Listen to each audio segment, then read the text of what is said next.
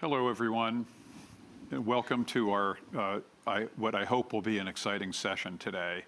I'd like to start by thanking COP26 for organizing this program and providing us this space and these facilities.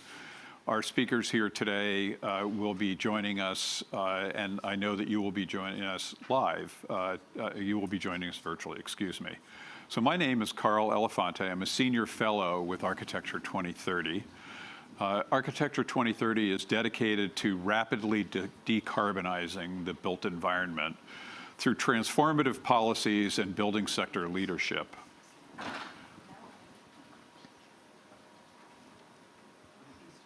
There we go.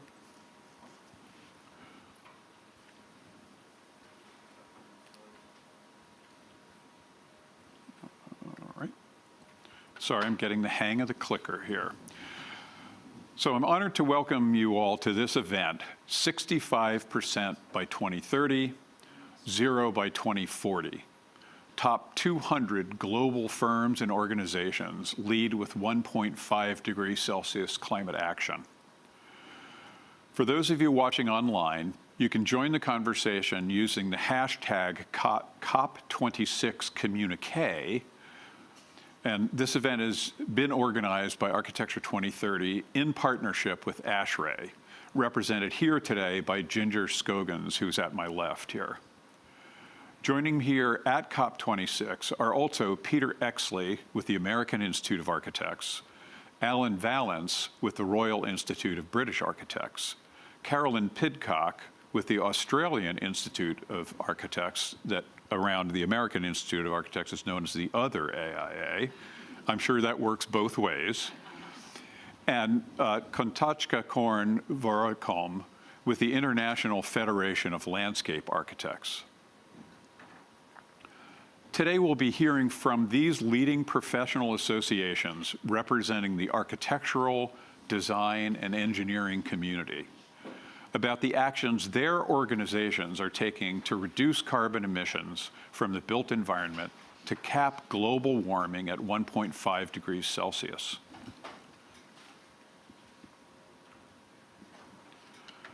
Throughout this conference, I've heard many government and industry officials continue to promote 2050 as the target year for eliminating carbon emissions. The best and most recent science on global warming makes it terribly clear that 2050 is not soon enough to keep the world under the 1.5 degree warming cap.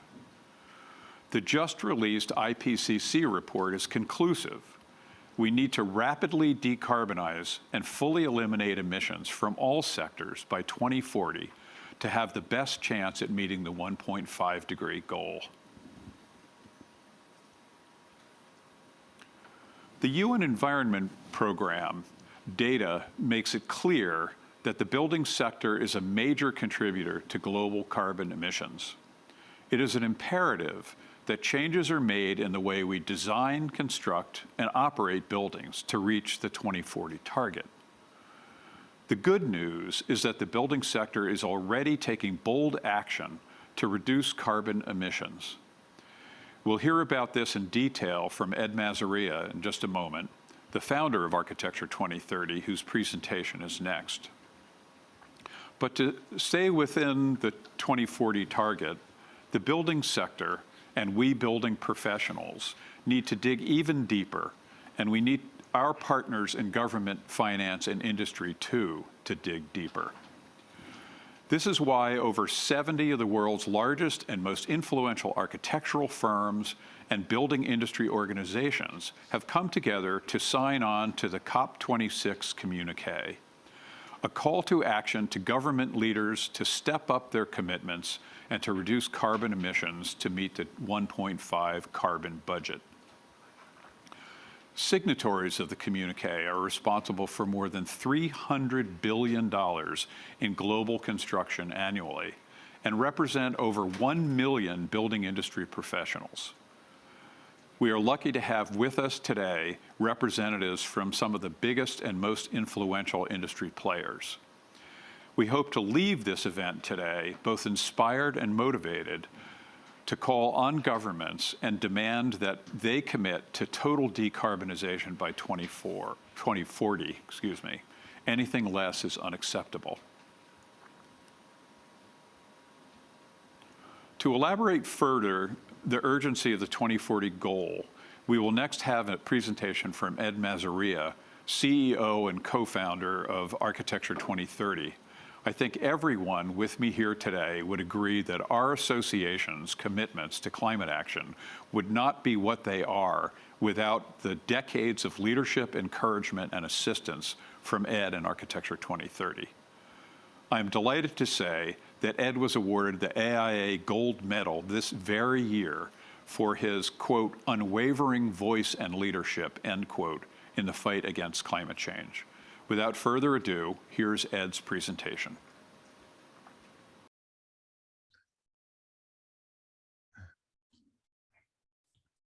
If we move forward together, we can keep 1.5 degrees C alive. But there's an old saying in the US, if you don't know where you're going, you'll end up somewhere else. And we don't want to end up someplace else. So how do we meet the 1.5? Well, the IPCC put out its 2021 report, and this is the carbon budget for 1.5 degrees C for keeping global average temperature at that rise above pre-industrial levels. We can see that to have a good probability of meeting the 1.5, our carbon budget is from 300 to 400 gigatons of CO2. That's how much we can put into the atmosphere. So what does that mean? Well, we're now putting in about 40 gigatons of CO2 a year. This year we'll put in slightly less. But if we look at many of the pledges that are being made to phase out CO2 emissions by 2050, if we follow a straight line down, that's 600 gigatons. That's way over the 300 to 400 gigatons. That's our carbon budget, our 1.5 degrees C carbon budget. So that doesn't work. That's too much. So how do we meet the 1.5? Well, many scientists and countries and organizations are calling for a 50% reduction in CO2 emissions by the year 2030. If we follow that line down and we meet that target, we keep doing what we've been doing to meet that target, then we will phase out CO2 emissions by the year 2040, and that's 400 gigatons. That gives us a 67% chance of meeting the 1.5. And to have an even better chance, if we get to a 65% reduction in CO2 emissions by 2030 and then phase out by 2040, that'll be 340 gigatons, and that'll give us over a 67% chance. So a 50 to 65% reduction between now and 2030 and a phase out by 2040 gives us a high probability of meeting the 1.5. So what does that mean? Well, this is how we see all emissions, how it's presented usually. Building operations, 27%, this is global. Industry, 43%, transportation, another 23%. However, this is a little misleading because buildings is responsible for 10% of all global emissions, and the infrastructure that goes along with buildings and the other construction, such as roads and site work, things like that, and even interiors, that's under other construction, that's another 10%. So you could see that the built environment is responsible for close to half of all global emissions. So how does the world change? It's interesting to look historically to see how we can do it and what the time frame is for doing that today. This was late 1800s. This is a pre-industrial city, just about the time of the Industrial Revolution getting started. And you can see that buildings are not tall, 3 stories maximum, you could walk up, and all masonry buildings, very small spaces and small windows. So how did we get from there to this today? This is Toronto today. You can see skyscrapers with lots and lots of glass, all glass facades. How did we go from pre-industrial times to modern buildings? Well, the first modern building was the Bauhaus. That's considered the first modern building. And here you can see structure moves inside the building. We don't have bearing masonry walls anymore. We have columns, pinpoint loads, and beams and slabs. So we can open up the floor plan and hang the exterior wall off the structure, so we can make it all glass. Then we can get light into spaces. So that was 1925. So what was going on in 1925? Things were pretty primitive. When the first modern building was done, there was the Model T truck. We didn't have television. We couldn't make transatlantic calls, for example. So things were pretty primitive. And back then, with the Industrial Revolution starting in the early 1900s, conditions were really bad, and the architecture and planning community got together to address those conditions. People were dying of emphysema. Coal was being burned right in the middle of housing developments in cities. So they got together and said, this is untenable. And they set out kind of utopian environmental reform principles: function-based zones, get the housing out of the industrial areas, make them high-rise housing blocks, use all that glass to get solar exposure, open up the floor plan.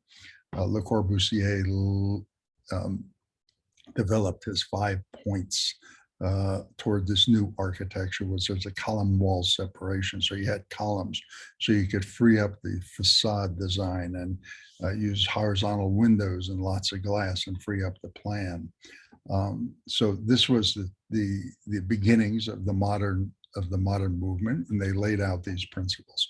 That was in 1928. By 1932, those principles and modern architecture came to the US in a big exhibit in 1932 at the Museum of Modern Art, and they called it the International Style. We can now take what was going on in Europe and bring it to the US and recreate it here. By 1939, we had the Johnson wax building. You can see a big open floor space with pinpoint columns, beautiful, beautiful space. And by 49, you had the Glass House by Philip Johnson as a statement. This was a single glass, all glass house in New Canaan, Connecticut, a very cold climate. Because fossil fuels were cheap, we could climate control any interior environment. And we were often running and developing high-rise, single glass, all glass buildings, because we can climate control them. And energy was very, very inexpensive. By 56, we had entire cities based on the modern planning of the modern movement. So how long did it take to go from the Bauhaus, which was the first building, and the Congress of Modern Architecture, the development of it, all the way to the Lever House? From the Bauhaus to the Lever House took 27 years. That's it. And we did all of that. We changed the world with those design principles and those designs with primitive tools. The only thing we had back then was T-squares and triangles and pens that we had to dip in inkwell. It took years to do one set of construction documents, and we can only do really roughly rectangular buildings because we couldn't dimension a curve and get it built. We didn't get the first ink pen till 1960 and the first laptop computer till 1991. So we changed the world in 27 years with primitive, really primitive materials and tools at our disposal. We now have 20 years, 10 years to get to that 50 to 65% reduction, and then another 10 years to phase out all carbon emissions by the year 2040. Now, at COP, we've issued a communique, and we're asking the countries to pledge to get to a 50 to 65% reduction by 2030. If they do that, then they'll be on track for a zero CO2 emissions by the year 2040, and we can meet the 1.5. So the largest professional organizations in the world, representing over 1 million people, have signed on to this pledge and will work to meet the 50 to 65% reduction by the year 2030, zero by 2040, and are calling upon governments to do the same. Also signed on to the communique are over 60 of the largest architecture, engineering, and planning landscape architecture firms in the world, responsible for over $300 billion in annual construction, pledging to help the countries and get the built environment down to these targets. So what are the guiding principles that we're setting out today for the built environment to make this change happen? Well, for new buildings and renovations, we're calling for all new buildings to be designed zero carbon today. That means no on-site fossil fuels. We do that by designing efficient buildings, electrifying them, and using renewable energy for that electricity, either on-site, mostly on-site if we can do it, and then bring it in off-site for whatever else we need. And we're asking cities and jurisdictions to implement zero codes, because we have zero carbon codes today. And if they implement them, then all new buildings will be zero carbon. What about all the materials and construction to build all these new buildings that we're going to build between now and 2040? Well, we're calling for carbon reductions, embodied carbon reductions in steel and concrete of 50% by 2025, and then zeroing out carbon emissions in steel and concrete by the year 2030, and then whole buildings zero by 2040, 50% by 2030. Why single out steel and concrete? Because steel and concrete are responsible for half of almost all industrial sector emissions. That's everything that's made. Just two materials are responsible for half. And so we start with those two materials, we can get very large reductions very, very quickly. So what about all those existing buildings out there? Well, we know that a very small number of large buildings in cities all around the world, 5% or less than the total number of buildings in the city, are responsible for about half of a city's building sector emissions. And then the rest, the other 95% or more of buildings, are responsible for the other 50% of building sector emissions. So we developed a two-part strategy for getting all buildings to zero. First, big buildings. Start with big buildings. Mandate that they must get to zero carbon by 2030. It's not that difficult. They just get rid of on-site fossil fuels, electrify, and use on-site or off-site renewables to produce that electricity. And we're asking for local jurisdictions to pass policies and ordinances and mandates for that to happen with all big buildings. There are just not that many of them, and it's easy to get them under control. And usually with the very big buildings, the people who own the big buildings and companies who own the big buildings have the wherewithal to do it. And then for the small buildings, we give them out to 2040. Again, electrify and use renewables, and do it at intervention points, at places, at times when these small buildings are going to be renovated, at point of sale, when they undergo a renovation, when equipment gets old and it has to be replaced. Then we electrify and use renewables, and we're asking for policies and incentives for building owners to do that. That's how we get the building sector to zero carbon by the year 2040, the built environment by the year 2040. So this is what the timeline looks like. We're issuing the communique today at the COP in Glasgow, calling for all new buildings to be zero carbon immediately.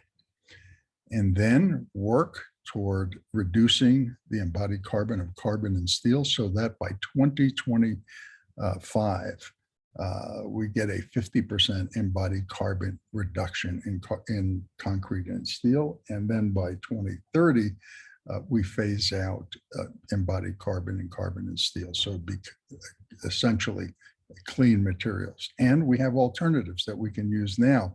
If concrete and steel does not meet these targets, we have mass timber, cross-laminated timber, glue-laminated timber.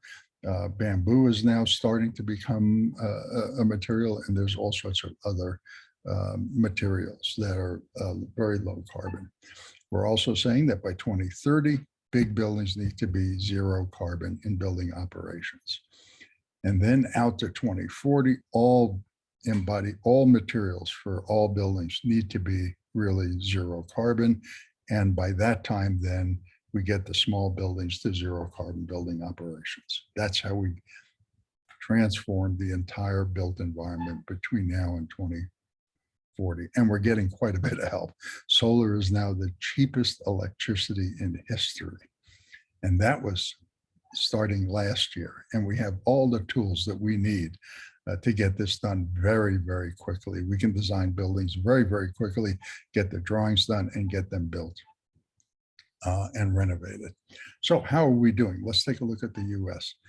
This is traditional.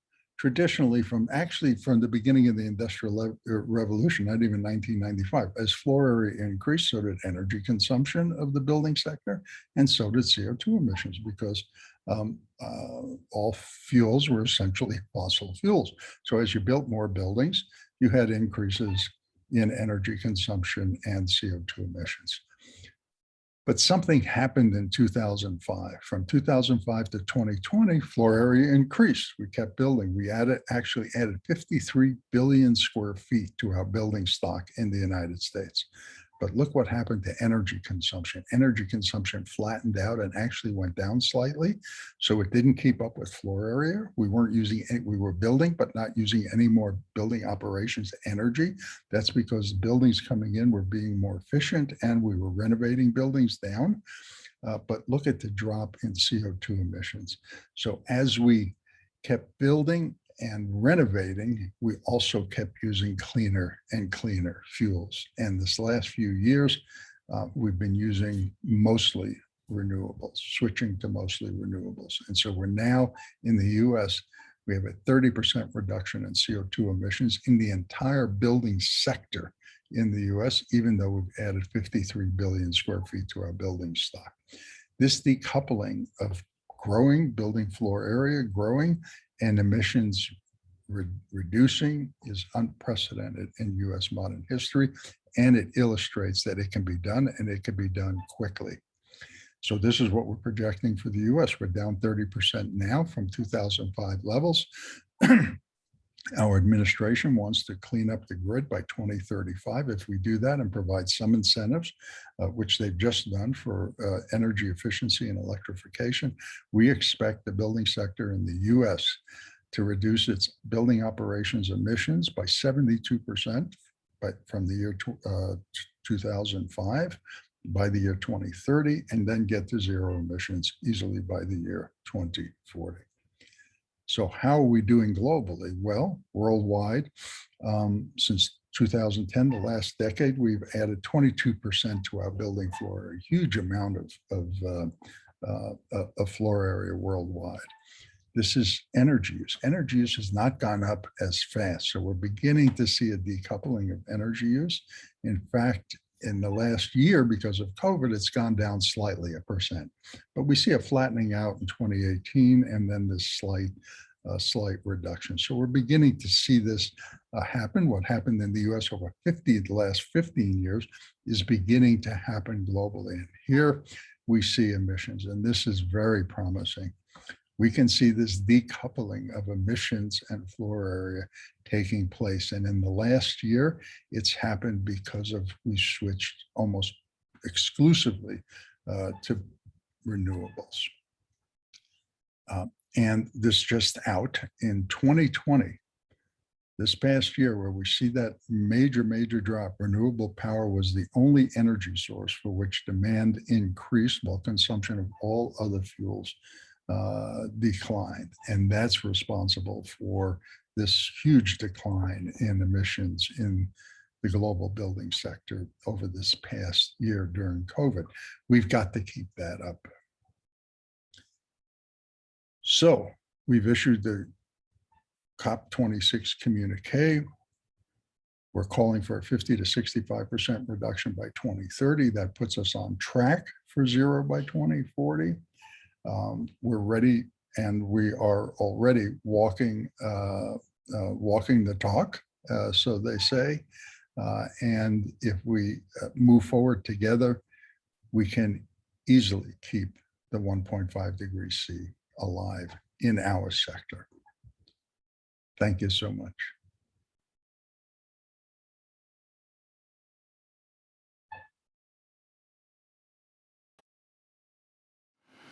Well, thank you so much, Ed. Once again, crystal clear and inspiring. Now let's hear from the panel that's here with me today in the room. So just to repeat the introductions, I have here representatives of the leading professional associations from around the world who have signed on to the COP26 1.5 degrees Celsius communique, and they're going to share their insights into really why they decided to sign on to this challenge and the steps their organizations are taking to reduce emissions in the built environment. So as I mentioned before, the other panelists here with me today will hear in the following order. So Ginger Scoggins, who's the treasurer from ASHRAE, is here with us. Alan Vance, who's the CEO of the Royal Institute of British Architects. Carolyn Pidcock, who's a member of the Climate Action and Sustainability Task Force Group and chair of the Environmental Design Guide Advisory Group of the Australian Institute of Architects. And Kochatkakorn Vaharam, chair of the Climate Working Group at the International Federation of Landscape Architects. Lastly, I'm going to put on a different hat and talk about my engagement with the Climate Heritage Network and why Climate Heritage Network signed on to the communique. So first up is Ginger. Ginger, tell us about ASHRAE and what you're doing. Sure, Carl, thank you.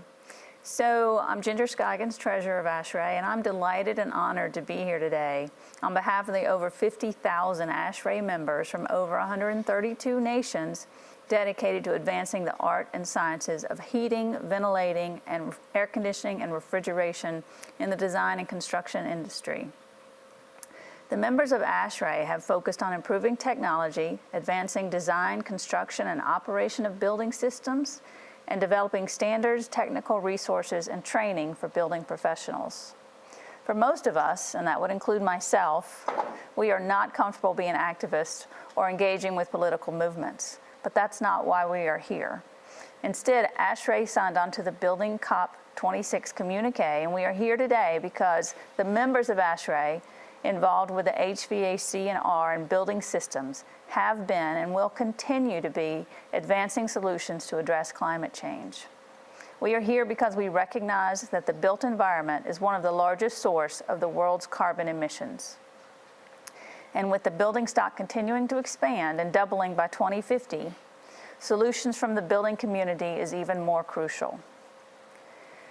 ASHRAE's flagship energy conservation standard 90.1 is the benchmark for commercial building energy codes in the United States and has been a key basis for codes and standards around the world for more than 45 years, reducing energy consumption by 50%.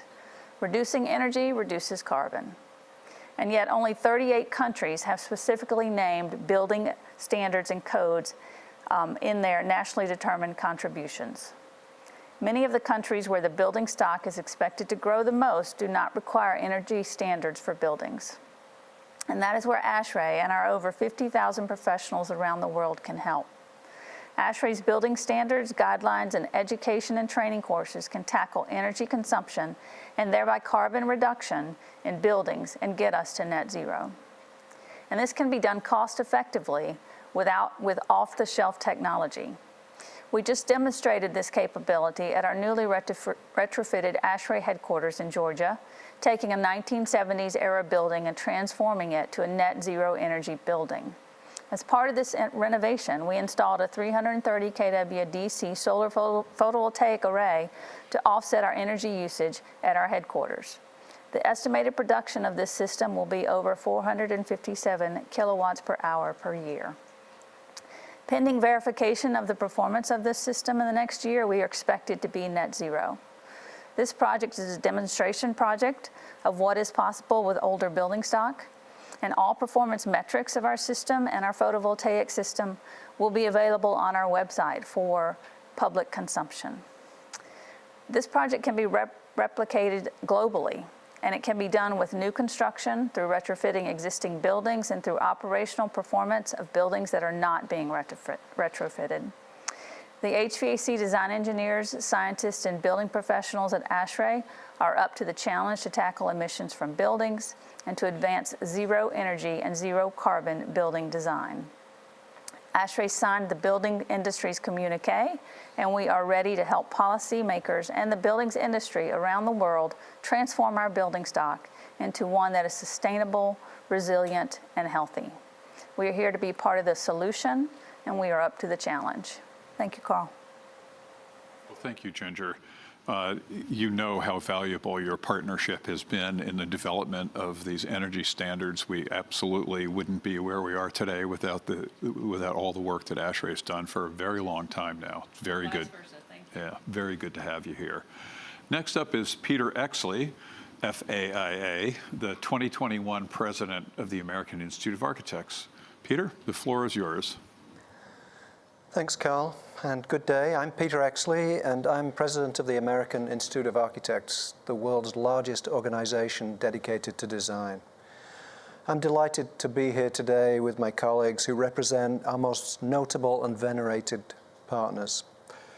My colleagues at ASHRAE, of course, and Architecture 2030, amongst others.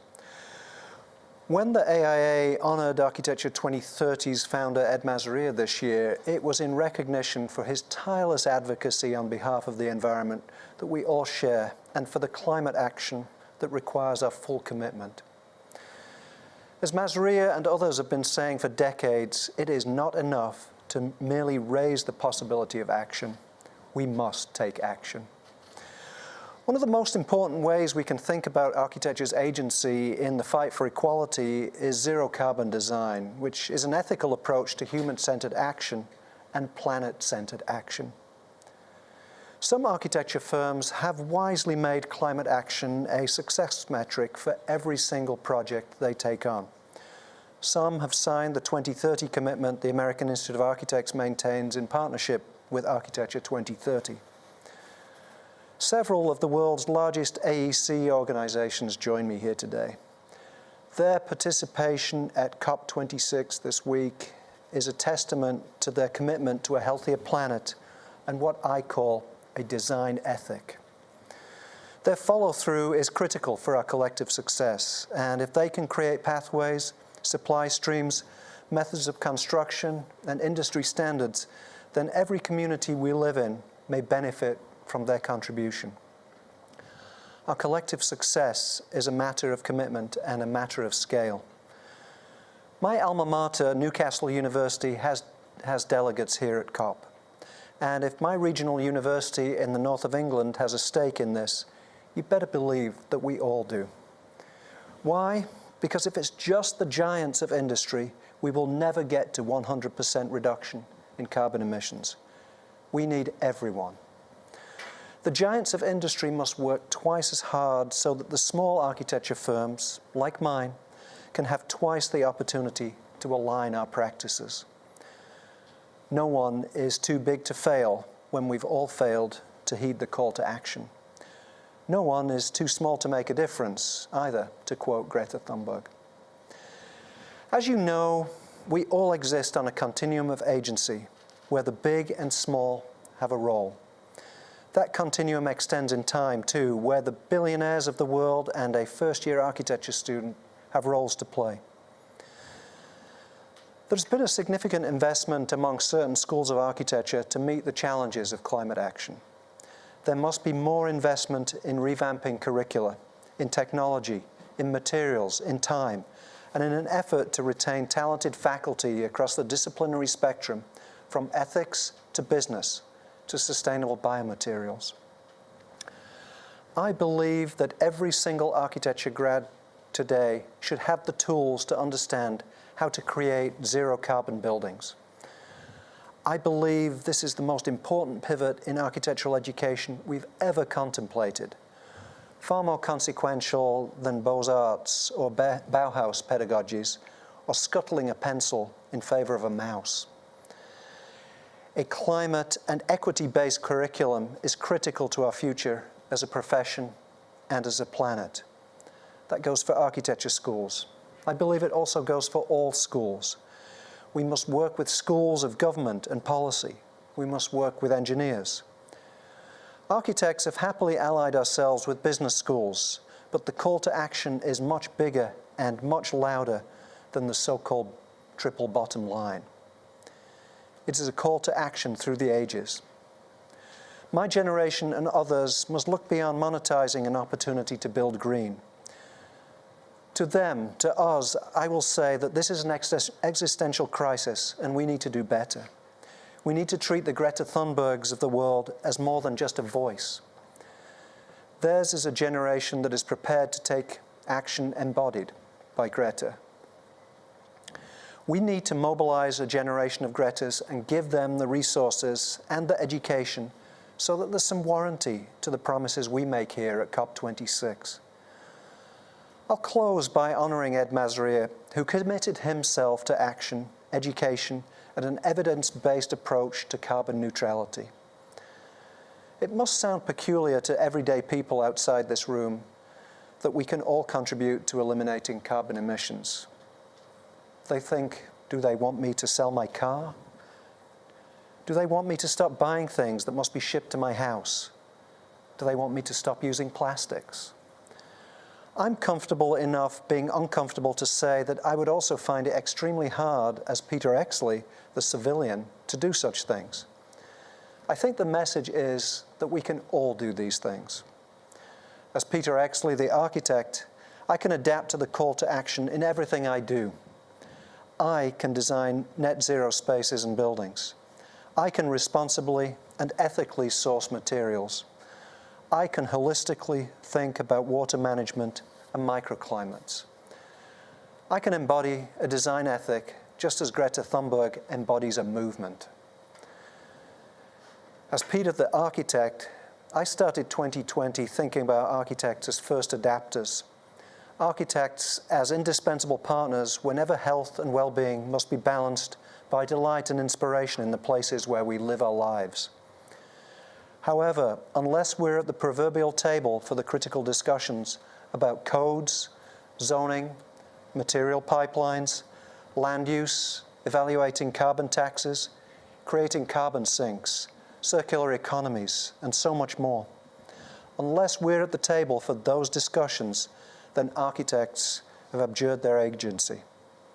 Again, I'm delighted to be here with my colleagues from the RIBA, IFLA, Climate Heritage Network, my colleagues at ASHRAE, and especially my colleagues from Architecture 2030. To them and to you, I say that it's up to us to be true agents of climate action. Thank you. Well, thank you so much, Peter. I really appreciate that, and I'm so proud to see AIA so deeply committed to climate action. It's been years in the making. There's been years of leadership that AIA has provided, and it's clear that AIA is in a position to continue along those lines. Very happy about it and really happy to see the acceleration.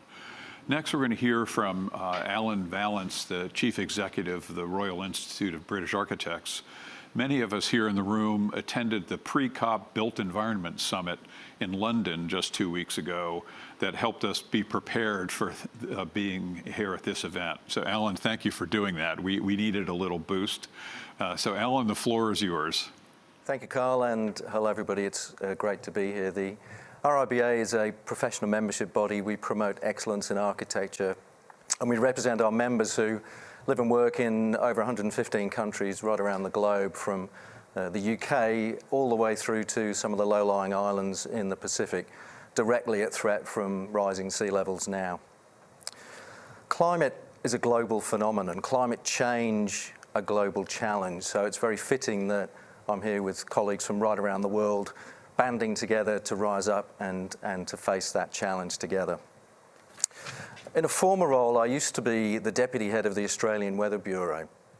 right on the front line with scientists facing up to the climate challenge, dealing with bushfires, floods, plagues of locusts even, and tsunamis all at the same time.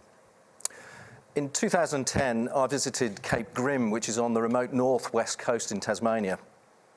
The air there is amongst the cleanest anywhere on the Earth, and it's home to the Weather Bureau's facility, which is one of a very small number of baseline atmospheric pollution monitoring stations. Cape Grim monitors in real time the level of gases, carbon and other greenhouse gases in the atmosphere. When I visited, the carbon measure read 386 parts per million. In August 2021, just over a decade later, that figure is up to 412 parts per million. And every single measurement during that time has been higher than the previous one. The link between rising man-made greenhouse gas emissions and climate change acceleration is clear. It was on a dial right in front of me. I could see it. We know that global temperatures are going to rise by more than 1.5% this century, 1.5 degrees centigrade this century, unless we reduce massively the amount of emissions. We all know that the built environment is responsible for some 40% of those emissions. So we know that we've all got a pivotal role to play in reducing those emissions. The case for action is clear. So if we know all that, what are we going to do about it? When? How? What's the part we're all going to play in our professions, our institutes, and our organisations? In September, the RIBA published our Built for the Environment report, which was produced in partnership with Architects Declare, a network of practices in the United Kingdom. The report considers how the built environment community can, indeed must, rapidly scale up capabilities and become a truly transformative force in reaching net zero.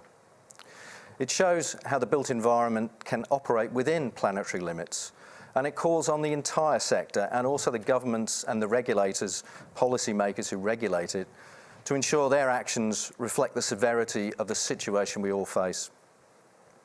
Our report points out the current lack of specific mitigation policies for the built environment. In many parts of the world, building codes don't exist at all. Where they do exist, they leave out significant emission sources such as embodied carbon. As the electricity in the gas grid continues to decarbonise, the embodied carbon emissions of most new buildings created between now and 2050 will be greater than the operational carbon emissions released through energy use during the building's entire lifetime. But in spite of this fact, embodied carbon is almost entirely unregulated. Current regulation focuses almost exclusively on the predicted energy use of new buildings, but disappointingly makes no attempt to regulate the building's actual energy use. Focusing on predicted energy consumption allows the sector to continue to rely on unverified data. Without data, our sector will unknowingly continue to make the same mistakes, wasting time and money and damaging the environment. We've got to address that through things like greater uptake of post-occupancy evaluation processes and other techniques. We've also got to prioritise the retrofitting and reuse of existing buildings wherever possible. This is the key to preserving and minimising existing embodied carbon. Governments can help to encourage the reuse and adaptation of existing buildings by collecting, storing and sharing information on derelict and vacant buildings. Alongside effective regulations, we also need to transform the policies that affect planning systems and enhance public procurement procedures. Government should revise planning systems to prioritise participatory planning and community engagement, whilst also ensuring that planning authorities have adequate local resources and expertise to gain both economic and sustainability benefits. Procurement processes should better consider social value.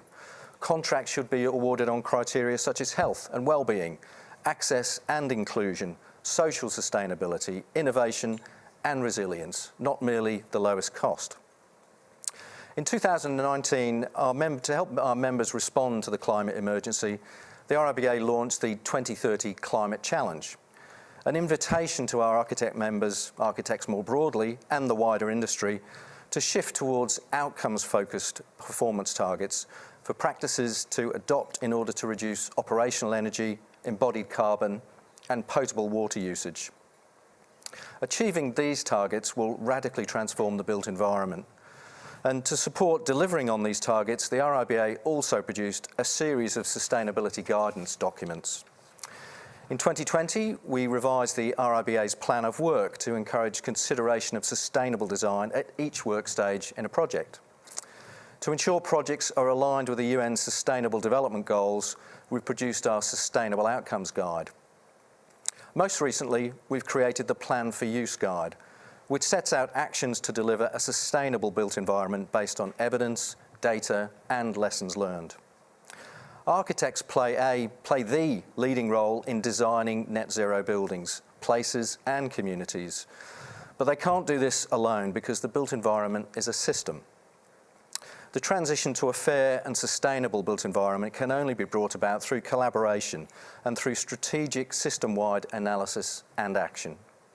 Other sectors, such as the natural environment, have used systems models for decades to better understand issues and interdependencies. Weather agencies use Earth systems models to understand, predict climate and weather patterns.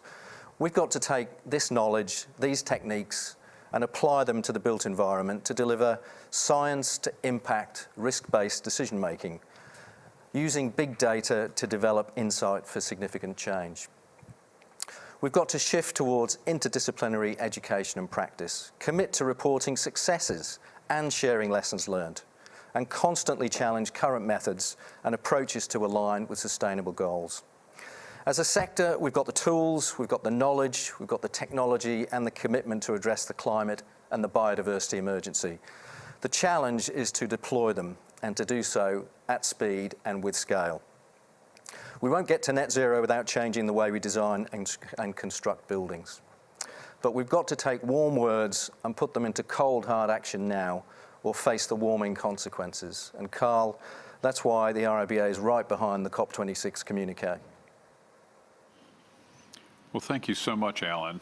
And the report that you issued at the summit is very impressive work and really provides key roadmap for the way forward. Really appreciate all the contributions that are coming from RIBA in this. Next, we'll hear from the Australian Institute of Architects. Carolyn Pidcock is up next. Carolyn? Hello, and thank you very much for including me at late notice in this panel, only recently allowed out of the country.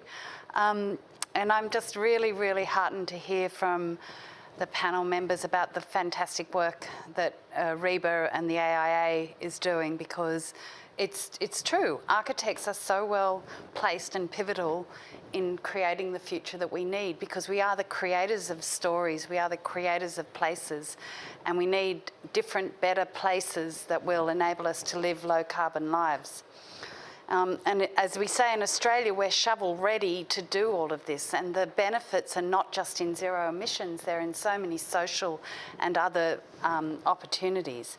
And we have such a responsibility to engage in this.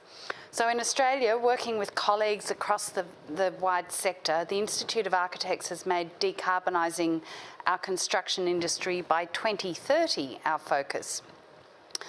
This includes a range of initiatives. Firstly, we looked at ourselves and we've gone carbon neutral in our own operations and secured architects' commitments to do the same for their own practices and their projects.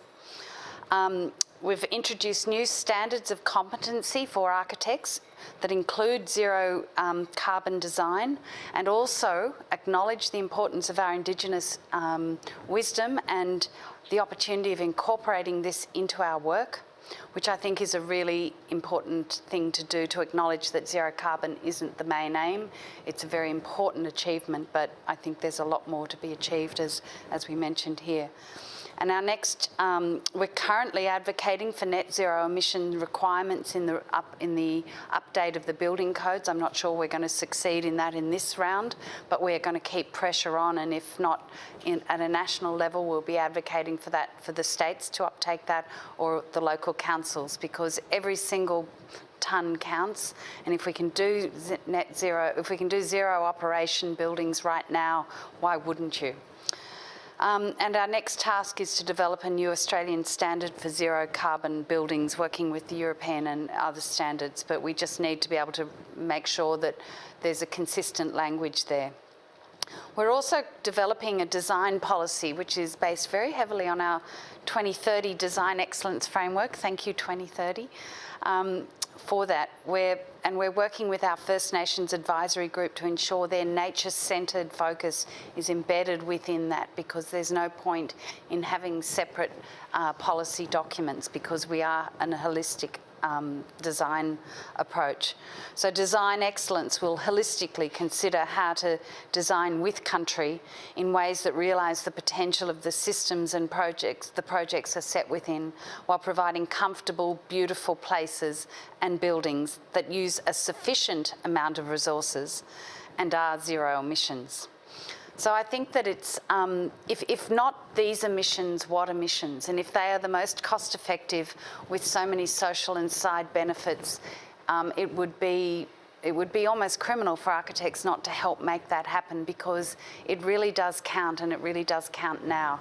And I think that we are incredibly well placed to realise, to not just try and jam what we've been doing into a new reality, but to actually realise the opportunity of that new reality in really exciting and joyful ways. So thank you. Well, thank you so much, Caroline. And having you here from literally the other side of the world really helps us realize just, this is a global challenge, and it's taking our global effort and cooperation to move things forward.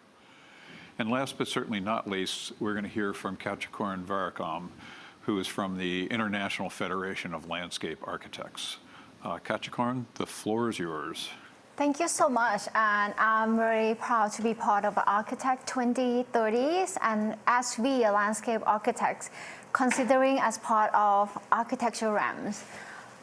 In my words, in my Thai language, we call landscape architecture as Phumi Sathapanik, which means the architects of the earth. And I think this is a really urgent call for us as a profession and as our allies to really give this message direct to the COP26, to other leaders, to all the top-down people who are in this event, to really ramp up the national determination contribution to be within 1.5 degrees Celsius of carbon budget. Why this thing is so important? What if we go beyond 1.5? That's going to be including my hometown, Bangkok, many islands, countries, and many delta cities, big cities like Bangkok, New Orleans, Penang, Manila, and many other cities around the world will probably be confronting with more serious consequence of that. And many of the countries will put to be out from the map. So I think this is so important for us to be here together as I represent the IFLA, International Federation of Landscape Architects today. We have over 70,000 landscape around the world from 77 of all the nations around the world here with me to actually being aligned with all our friends to commit to our projects, to our work, our action for the net zero emission in 2040. And as nature-based solution is such a key word for this COP26, I think that is our duty as a landscape architects to really be part of the solution, because our material is trees, is water, is retention ponds, it's the walkway, and many other more that can be part of the solution for the urban setting.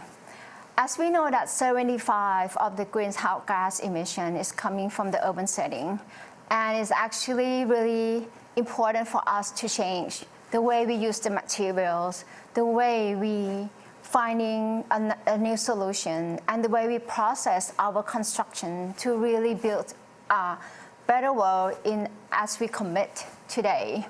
And I think that as 2050, that 70% of the world population will move into the urban setting. This is so much urgent for us as be part of the problems to be part of the solution right now. And for us, this past 2 years, landscape architects around the world has produced more than 3,000 projects that really helping with the carbon emissions and actually absorb more carbon than its emissions. And we continue to do that more. Within these past 2 years, we actually plant more than 1.6 billion trees. And I think that's kind of like we planning a future of the city. And as we landscape today, we actually commit, the eFlower has just launched the eFlower climate change commitment, which first we will help with all the projects and move the world faster to meet the UN SDG to actually achieve more than just one aspect of it, but to include more goals as much as possible. Second, the resilient city. I think this is so important for the city that's confronting with flooding, with drought, and with many ongoing. The seasonal change become disaster. And how could we reclaim all those resiliencies and nature-based solutions back to the city? The climate justice is actually part of our work. We work closely to make sure that in the process of design and in the user that we serve, is actually we moving toward the more equity world. And for the pandemic, the well-being, the public space is actually become the part of the public health. And I think as a landscape architects around the world, the eFlower commit to really enhance that biodiversity of the city and of the society. And working with vulnerable community is so important because we don't want to leave anyone behind. Those indigenous people from all the nation is part of our process. So I'm here today with our allies and with 70,000 landscape around the world to actually calling up all the leaders and actually really ramp up your NDC to actually help us achieve. If professionals can do this, I'm sure that the nation can do even more. Thank you. Thank you so much, Katja-Corin. It's really powerful words, and it's so important to have you here representing the landscape architecture dimension. I have to say that over the last couple of years, I feel like for me personally, the view of the world brought in by the landscape architects that have participated in us preparing for COP26 have really enlightened me in ways that were really helpful. Now I'm going to switch to me and talk about my involvement with the Climate Heritage Network and bringing the Climate Heritage Network into being a signator of the COP26 1.5 degrees Celsius communique. A lot of what's happening here at COP26 are conversations about what has evolved since COP21 in Paris in 2015. And I think that the CHN's involvement here in COP and here as a signatory of the communique is a really important indicator of how far the world has moved. And it hasn't just moved, but I would say advanced since Paris. The Climate Heritage Network is kind of a network of networks of arts and culture and heritage organizations from every level of society, including governments, and bringing the concerns and voices of the extremely diverse world that we occupy together in just actually an incredibly compact group exercise. I would also just point out that very well represented at CHN are the voices of indigenous peoples from around the world. And as we look at climate justice issues, we're beginning to hear the voices and understand the stories of the people who are actually the most vulnerable to what the consequences of this warming planet really mean. The Climate Heritage Network represents many different dimensions of heritage concern, including built heritage.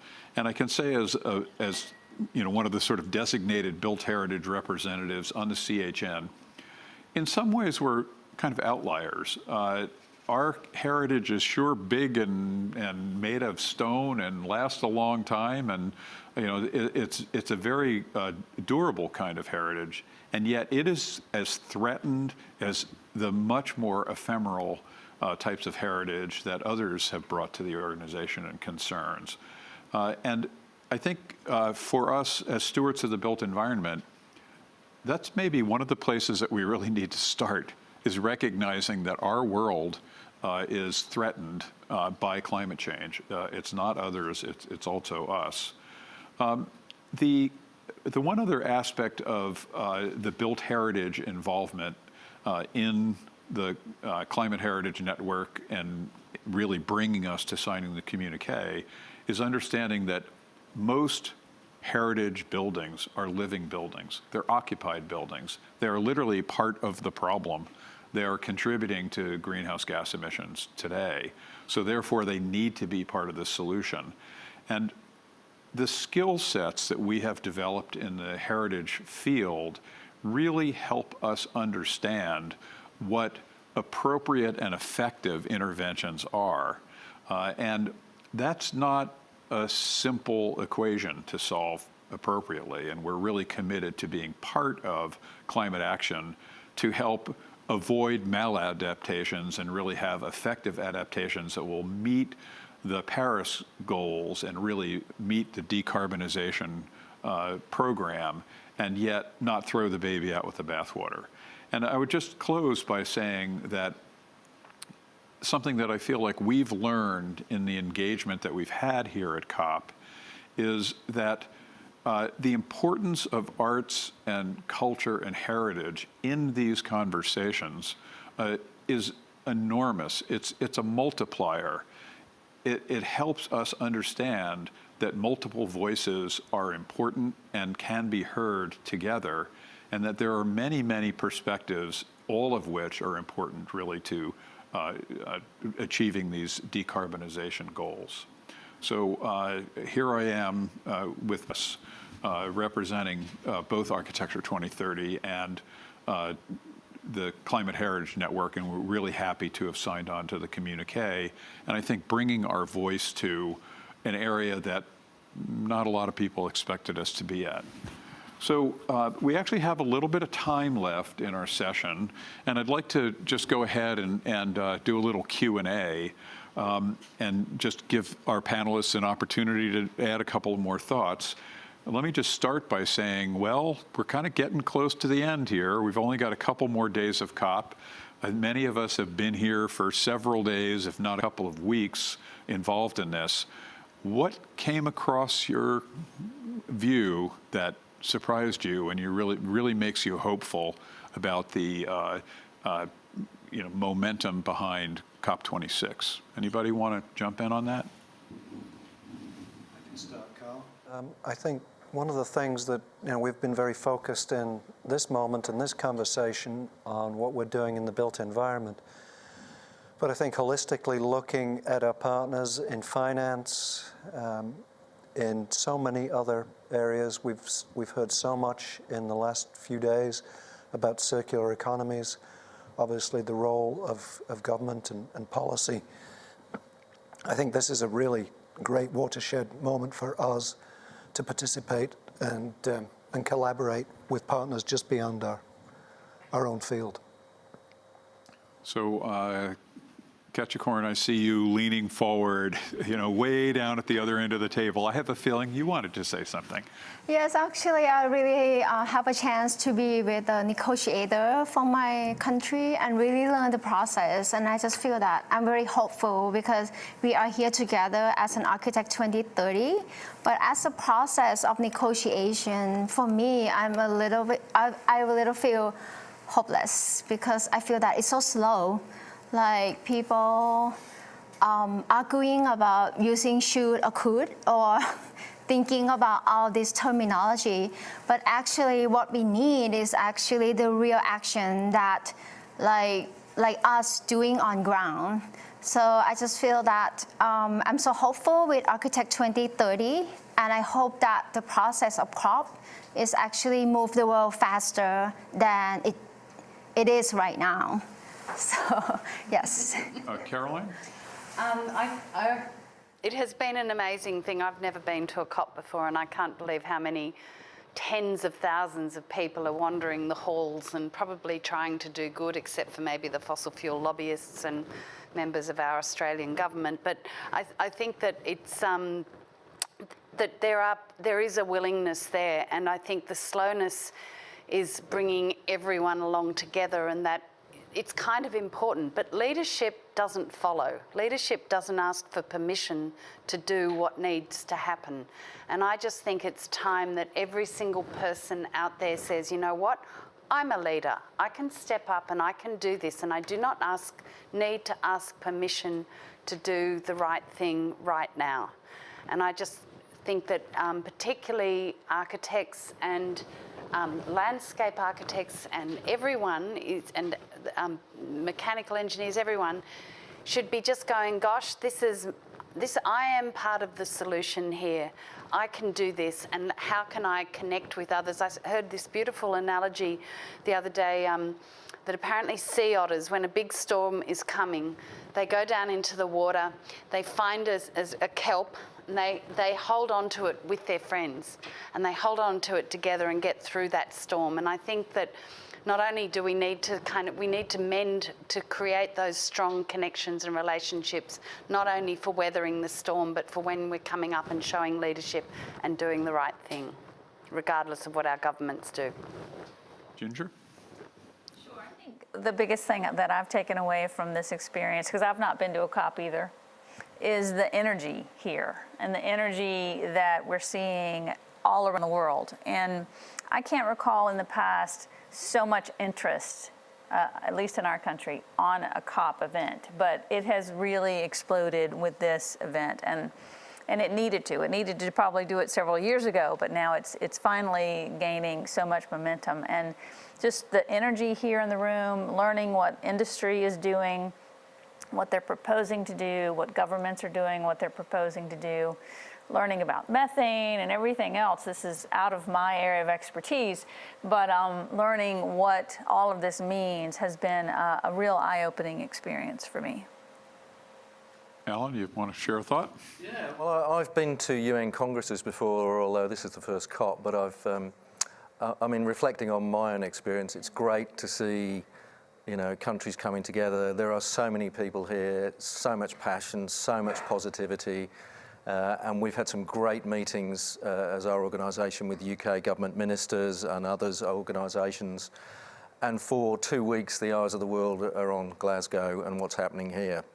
The challenge is when the fences come down and everybody leaves, what actually starts to happen. So taking all of this positivity but making something happen on Saturday and the day after and the day after for a long period is the key challenge, I think. We're all up for it, but that's going to require a big push, and we haven't seen that's going to happen just yet.